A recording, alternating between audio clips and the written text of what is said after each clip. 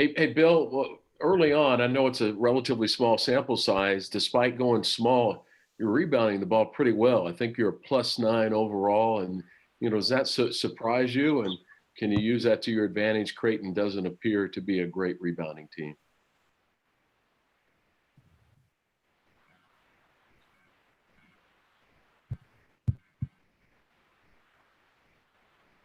But, this time of year, stats are so skewed because, we got our butts whipped in the first game against Gonzaga, rebounding the ball, and then we've rebounded it better since then. Kentucky was, I think we were +3 or 4, but it was pretty even. And Washburn kind of skewed it a little bit because of their size. But I do think that considering how small we're playing, 20, 25 minutes a game, I do think we've rebounded the ball pretty well, surprisingly well, especially on the offensive end.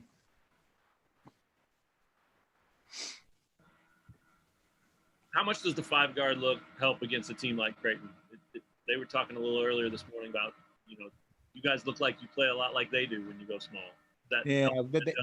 They actually run better stuff than we do small because their positions are pretty interchangeable with their bigs, but they're playing pretty small themselves with Bishop at the 5.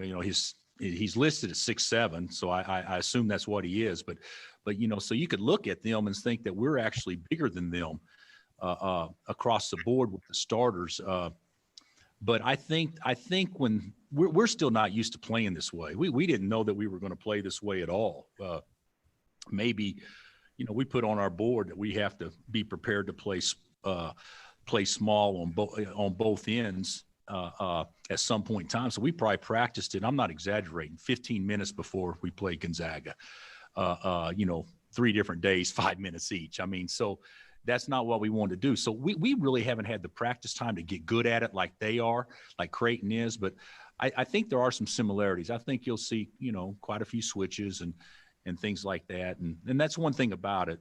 When you do switch a lot, even though they can create mismatches, it can take away the structure you're trying to run. Bill, what does it say just about, the way you're playing, the way other teams are playing in college basketball, so this positionless idea that more and more coaches are going with? Yeah, I think that the NBA has obviously shown that that's kind of the wave of the future. If, in a perfect world, if you think about it, I always look back to the 89 Flying Illini team as the perfect team because you had, 6'5" to 6'7", 6'8" across the board.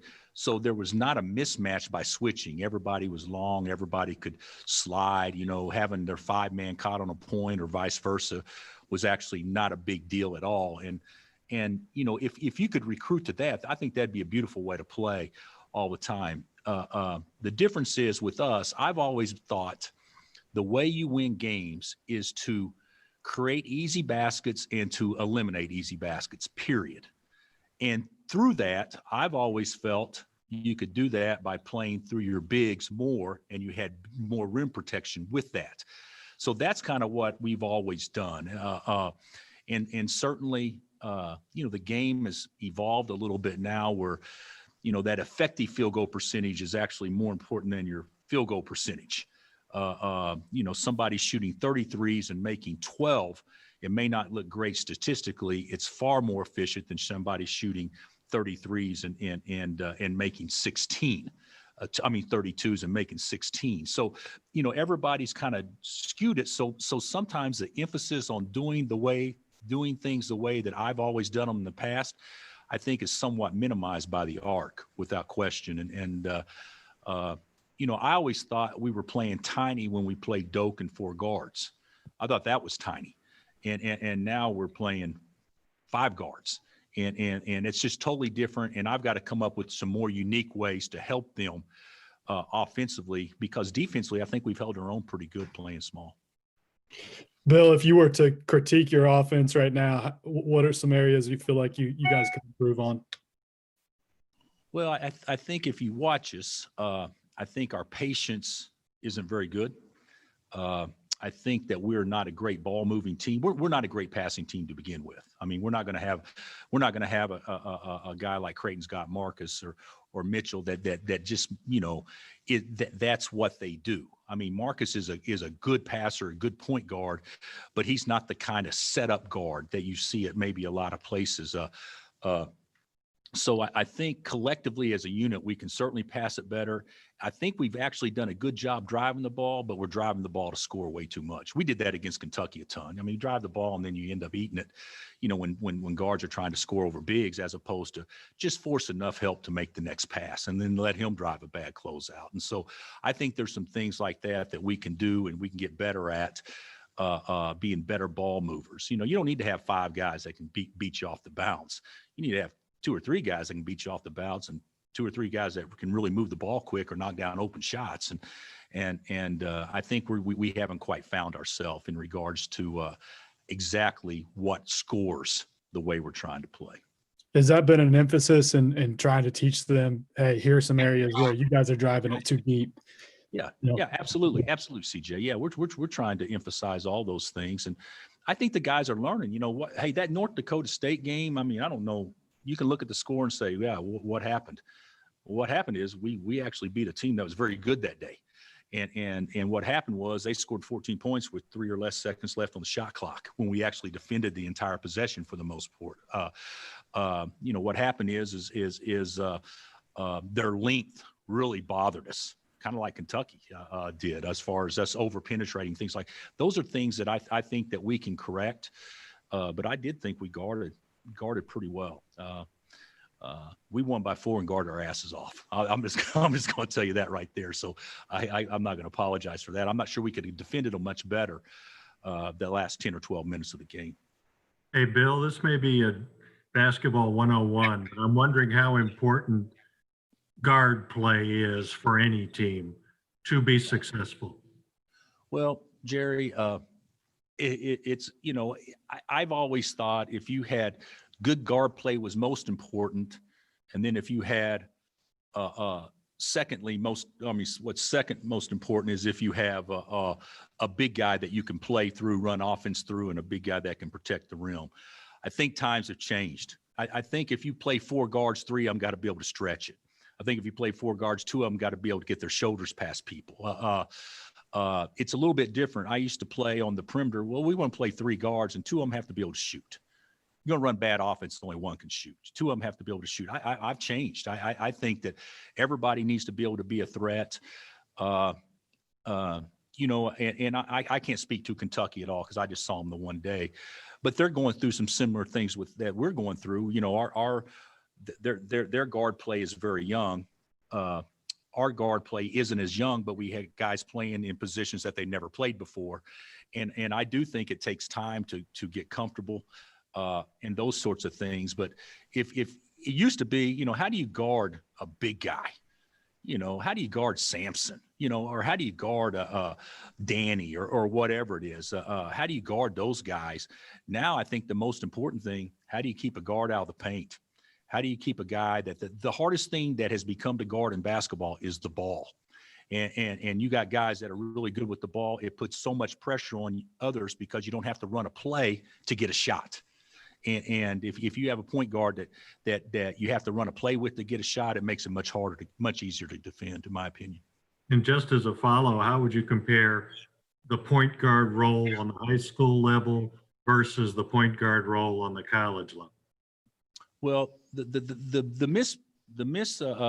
perception about guards is if they're small or short by collegiate basketball standards, they're a point guard, and that's the least true thing in the world. I mean, a point guard's got to be able to understand time, score, momentum, how to pick his spots, how to run a team, how to have intangibles. There's so many things that go on with it, but it's amazing to me. You watch somebody play in high school or in an AAU game, and this isn't being negative at all.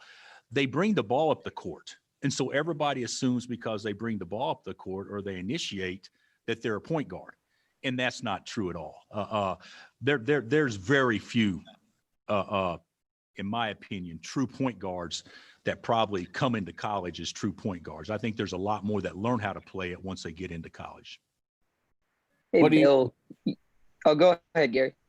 What do you want to see out of David this game? Well, same thing as always. I want to see him be a presence. I want to see him have balance. I want to see him give opponents something to guard. And I also want him to be a guy that is certainly a deterrent to other people getting to the basket. So nothing's really changed with David at all. I think there's some technique things he can do a little bit better to certainly put him in position to maybe score before he catches, or catch it a step deeper rather than at 6 or 7 feet. But there's things that, I mean, he did some better things against obviously against Washburn, and then of course against North Dakota State. It didn't really translate to made baskets against North Dakota State, but I did think he did some things much better. He's going to be fine, folks. He's going to be fine. It's just been a little bit different than the way we had anticipated starting, based on how practice has gone, because he scored at will in practice. And like I said all along, he's been our best player consistently since August 1, up until when the game started. So I'm very confident that we're going to get out of him exactly what we thought we would at some point in time, and hopefully it's sooner rather than later.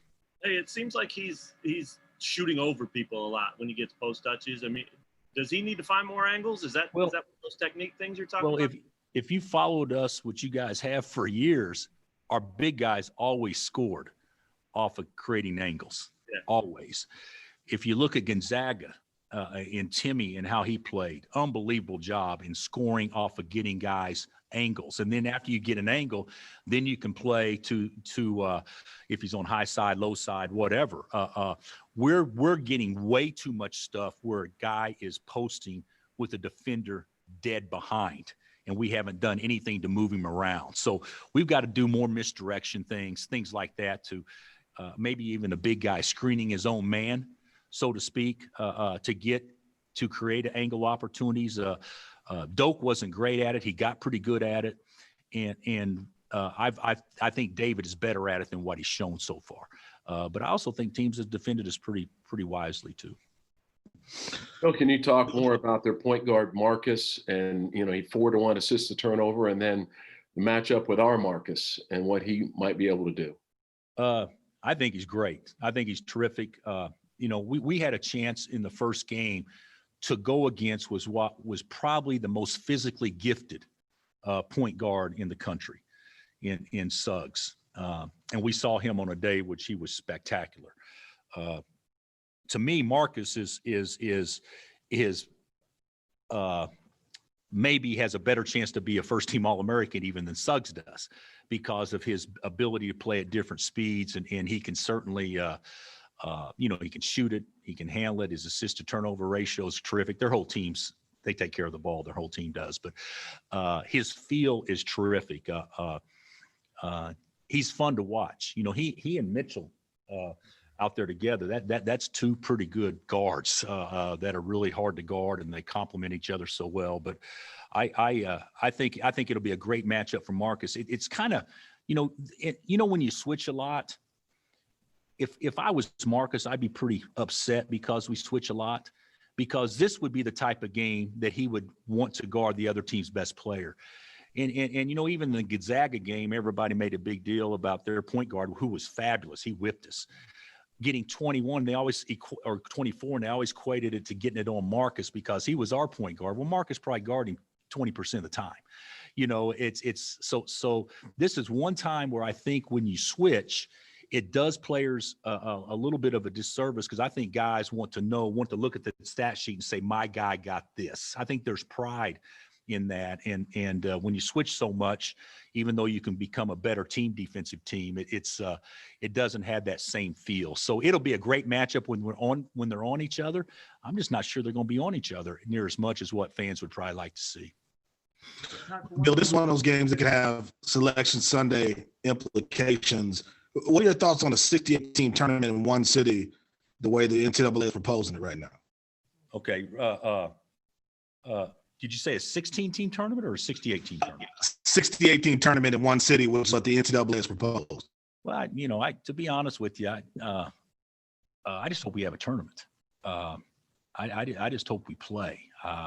We could play in Indy. We could play in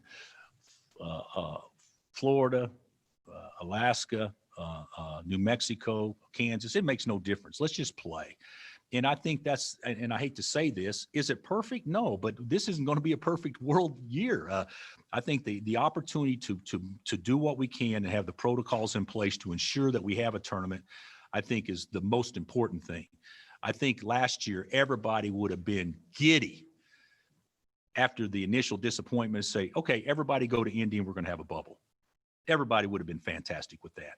After the initial disappointment said, oh, that's not the way it's always been. Well, this is going to be a situation where it's never going to be, or it's not this year ever going to be the way it's always been. So I'm actually fine with that. I do think this game has seeding implications. And I think that was maybe your point also, in that, if we're successful tomorrow, it's too early in the season to try to figure out what the seeding is. But when we're out adding it all up and you say, well, that's a top 10 win, regardless of who wins tomorrow. I think that goes a long way in helping create a better seed line for you, even if it's just one or two. So I think this is a big game for both teams in regards to NCAA implications. All right, thank you. You talk about the need to get Christian Brown going. How do you make that happen? Well, Christian has been, he was not good. He was fabulous against St. Joe's. And Kentucky, he didn't shoot the ball well, but, guys, what did he get? 13 or 14 rebounds. He's had a way to impact our team, regardless if the ball's going in the hole. I get a little frustrated with him at times because I don't think he realizes how good a shooter he is. I think that he turns down some looks that as good as he is, he needs to not pass those up and realize that him shooting an open shot is the best offense we can run. So I think a little bit with him is just his aggressiveness and those sorts of things, which I know that he's more than capable of doing, but I think he defers a little bit too much. I think he needs to be the type of guy that is looking to score the ball for us, as opposed to just being a blend guy like he was last year. He needs to be more than that this year. And I think he's figuring it out. He certainly did in the second game.